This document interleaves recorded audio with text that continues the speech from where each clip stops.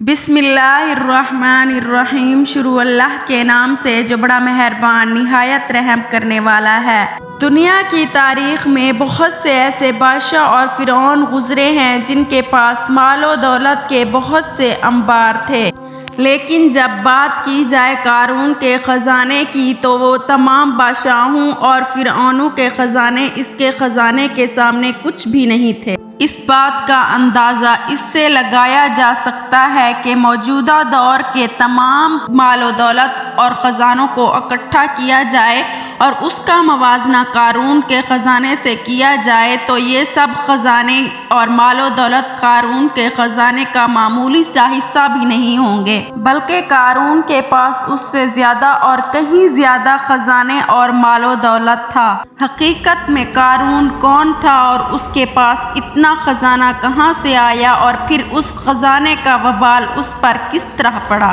اور کس طرح اس نے اللہ تعالیٰ کی نافرمانی کی، اور پھر کس طرح اللہ نے اسے اس کے خزانے کے سمیت زمین میں غرق کر دیا۔ قارون نہایت ہی خوبصورت آدمی تھا اور حضرت موسیٰ علیہ السلام کا چچا زاد بھائی تھا اور توریت کا بہت بڑا عالم تھا اور نہایت ہی با اخلاق آدمی تھا۔ دولت کے آتے ہی یہ بدل گیا اور یہ حضرت موسیٰ علیہ السلام کا دشمن بن گیا۔ اس کے پاس اتنا خزانہ تھا کہ 70 اونٹ اس کے خزانے کی چابیاں لے کر چلا کرتے تھے۔ بعض روایات میں آیا ہے کہ قارون لوگوں کو سود پر مال دیا کرتا تھا اور ان سے دگنا وصول کرتا تھا۔ اس طرح آہستہ آہستہ وقت گزرتا گیا اور اس کے پاس بہت سارا مال و دولت اور خزانہ اکٹھا ہو گیا، اور اس طرح وہ مصر کا امیر ترین آدمی بن گیا۔ ادھر جب اللہ تعالیٰ نے زکوٰۃ دینے کا حکم نازل کیا تو حضرت موسیٰ علیہ السلام نے قارون سے زکوٰۃ دینے کا کہا تو اس نے حضرت موسیٰ علیہ السلام کے روبرو یہ عہد کیا کہ وہ اپنے مال میں سے زکوٰۃ ادا کرے گا، مگر جب اس نے اپنے مال کا حساب لگایا تو یہ ایک بہت بڑی رقم بنی، تو اس کے دماغ پر لالچ اور کنجوسی کا بھوت سوار ہو گیا، اور پھر نہ صرف خود زکوٰۃ دینے سے انکار کر دیا بلکہ بنی اسرائیل کے لوگوں کو بھی بہکانا شروع کر دیا اور کہنے لگا کہ حضرت موسیٰ علیہ السلام زکوٰۃ کے بہانے تم لوگوں کا مال ہتھیانا چاہتے ہیں اور تمہارے مال و دولت پر قبضہ کرنا چاہتے ہیں۔ اس طرح اس بدبخت نے بنی اسرائیل کے لوگوں کو حضرت موسیٰ علیہ السلام کے خلاف بھڑکانا شروع کر دیا، یہاں تک کہ بنی اسرائیل کے لوگوں کو حضرت موسیٰ سے دور کرنے کے لیے اس بدبخت نے ایک چال چلی۔ اس نے ایک خوبصورت عورت کو بہت سارا مال و دولت دے کر اس بات پر آمادہ کیا کہ وہ حضرت موسیٰ علیہ السلام پر بدکاری کا الزام لگائے۔ چنانچہ ایک دن حضرت موسیٰ علیہ السلام ایک مقام پر کھڑے لوگوں سے بیان فرما رہے تھے تو اس بدبخت نے حضرت موسیٰ علیہ السلام کو ٹوکا اور کہنے لگا کہ حضرت موسیٰ علیہ السلام نے فلاں عورت کے ساتھ بدکاری کی ہے۔ تو اس وقت حضرت موسیٰ علیہ السلام نے ارشاد فرمایا کہ تم اس عورت کو میرے سامنے لاؤ۔ جب اس عورت کو حضرت موسیٰ علیہ السلام کی بارگاہ میں لایا گیا تو حضرت موسیٰ علیہ السلام نے فرمایا، اے عورت، تجھے اس پاک ذات کی قسم جس نے بنی اسرائیل کے لیے اس دریا میں 2 راستے بنائے اور سلامتی اور عافیت کے ساتھ دریا سے پار نکالا اور فرعون سے نجات دلائی، سچ سچ بتا کہ واقعہ کیا ہے۔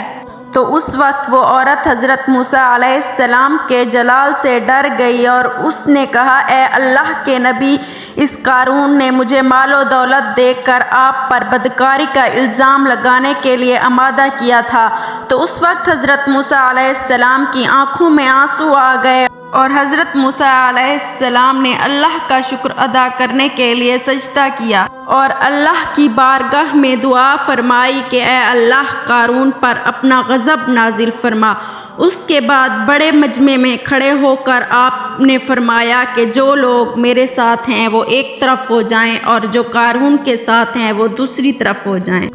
اس وقت 2 افراد کے علاوہ تمام بنی اسرائیل کے لوگ حضرت موسیٰ علیہ السلام کی طرف کھڑے ہو گئے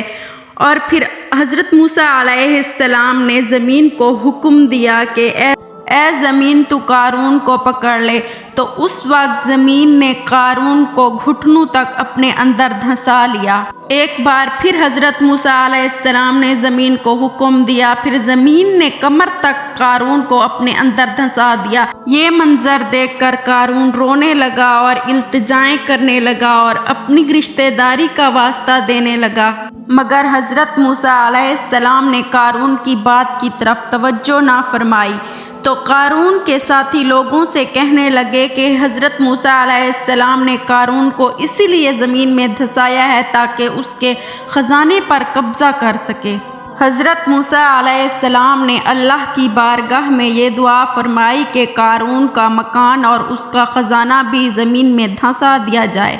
تو اس وقت قارون کا خزانہ اور مکان بھی زمین میں دھنس گیا۔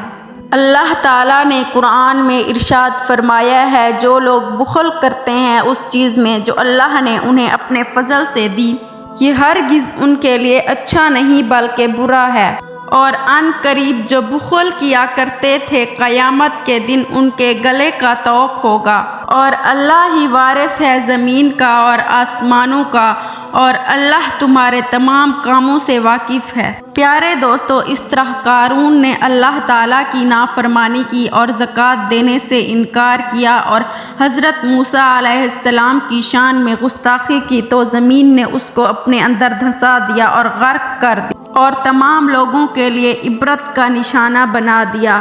اللہ تعالی ہمیں اپنے احکامات پر عمل کر کے زندگی گزارنے کی توفیق عطا فرمائے، آمین۔ محترم ناظرین، امید کرتے ہیں کہ آپ کو یہ ویڈیو پسند آئی ہوگی۔ مزید اس طرح کی اسلامک ویڈیوز دیکھنے کے لیے ہمارے چینل کو سبسکرائب کر لیں۔ جلد ہی حاضر ہوں گے ایک نئی ویڈیو کے ساتھ، تب تک کے لیے اپنا خیال رکھیے گا۔ اللہ حافظ۔